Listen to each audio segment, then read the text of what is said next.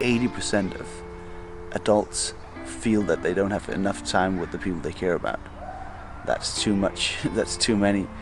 That's not me, because we have this practical space where we share the burden.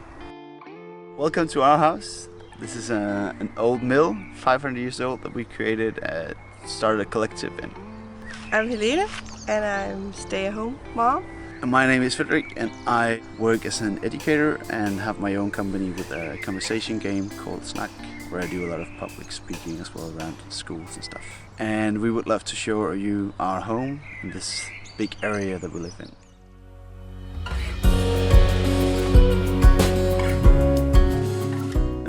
Dude, that's me, Helene, Dawn, Saga and Elmo.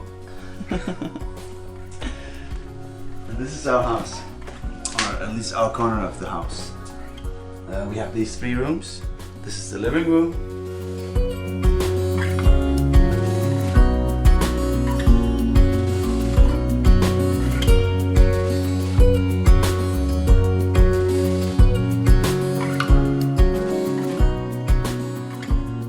2 years ago we got this possibility of renting this space, this like huge facility, and we didn't really know anything before we came here and met with the owner, and I was instantly in love with this place. So when we saw it was in the late winter and nothing had bloomed yet, but you could just see how everything would, how it would become and how you could utilize all these different areas of the ground and everything. We lived in an apartment. We had 2 kids, 1 and 3 at that time, and for us that was the point where we couldn't stay contained in a small apartment anymore. We both grew up in the countryside, having grass and green stuff around, and for me, like, I read and dive into these concepts a lot, knowing how much your kids get out of these circumstances. I couldn't really bear living in an apartment, not giving them it. And also just all those days where the weather was amazing and you couldn't get anything out of it because you had to do so much to get down from just those, like, we lived on a 4th floor, and just all the practicalities of getting out of the door was just a stubborn cause of not getting there. And the kids are in here, and this is just a place for play, right? This is one of the private way you can hide from your little brother, and as well up here. Every kid that comes into this house immediately runs into this small house. I think it's a fantasy for all kids to feel big. And that's what you do in a small house, right? Cause a scene, make some trouble, baby.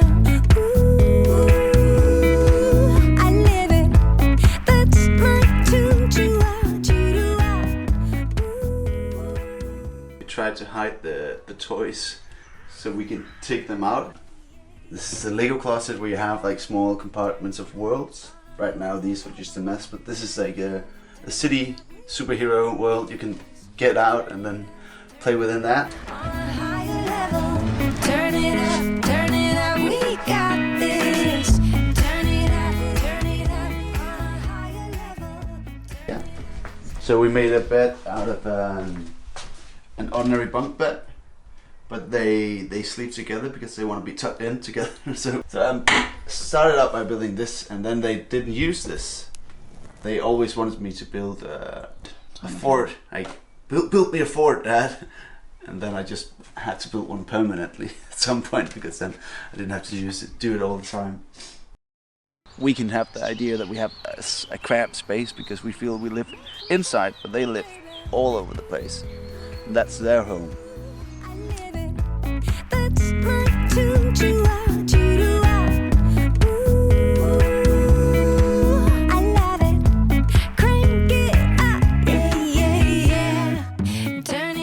A lot of the things that I thought would be really hard, as sharing a bathroom, for instance, I thought that would, with another family, that would suck so bad, and never really have.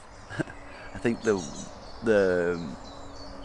practicalities, of course, is something, and we have had families moving from here. It was too tight for them. Yeah, I think that's the most striking learning from here is that the best part of living so close together is that you have people around, and you share the burden.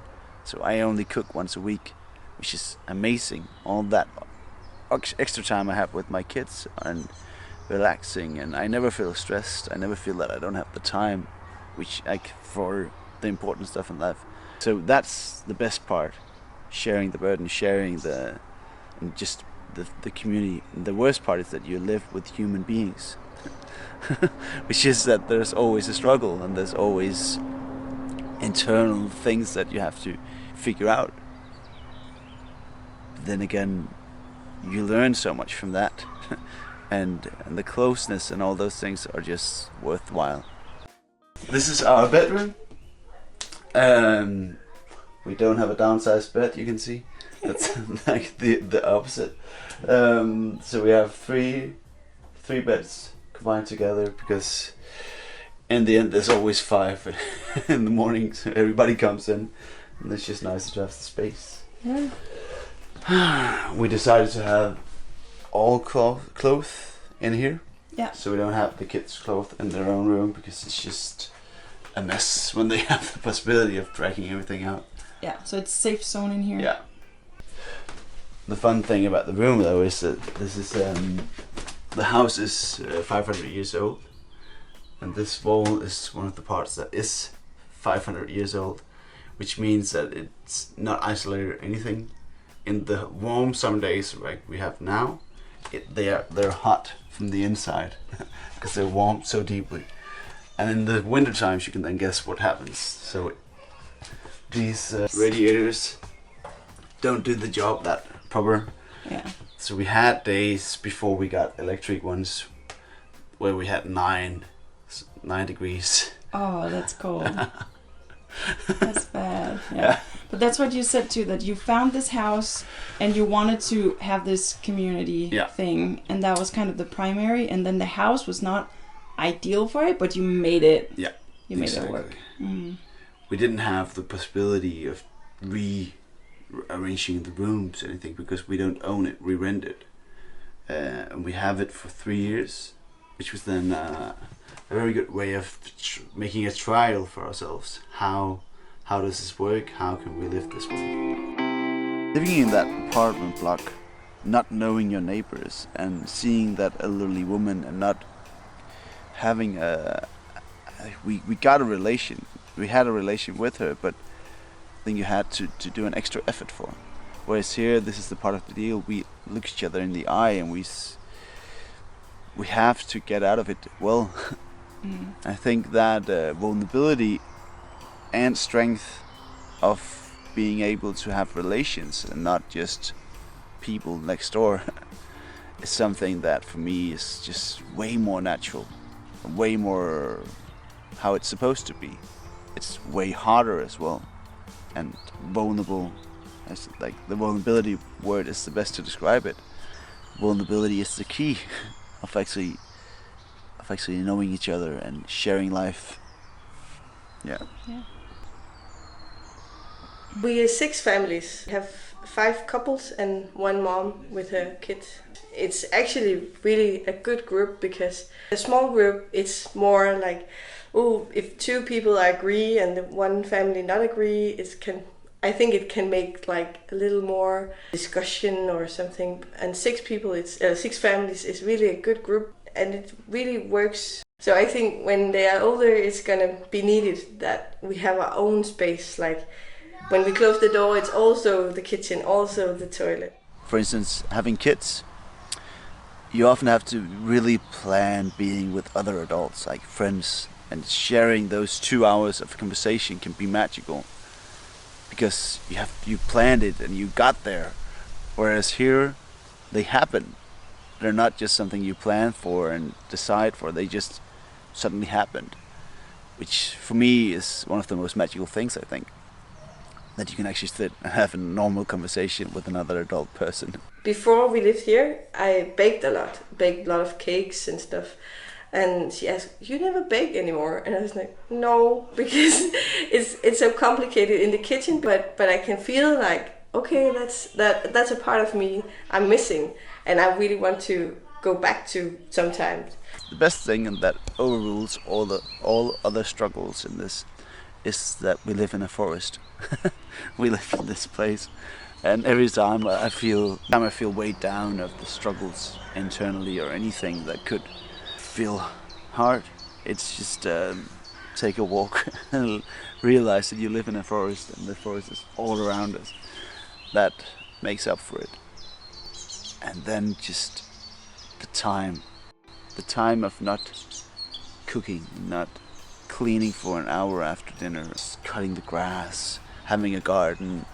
We're 11 adults, and every 11th week we have to, each of us have to decide what we're having for 5 days and buy all that food. We do it online, so the food's just delivered on our doorstep Monday morning, and then there's food for the rest of the week. And then the dishes is 10 minutes because there's 6 adults doing it together. It's just a machine coming in. All those things just gives more time. And time is different from money because you can always find more money, but there's no more time to give. There's no more, it's not infinite, it's finite. It's there. You have 24 hours every day. There's no more of it. So when you get that, that's the most valuable thing I can create, I think. We got this.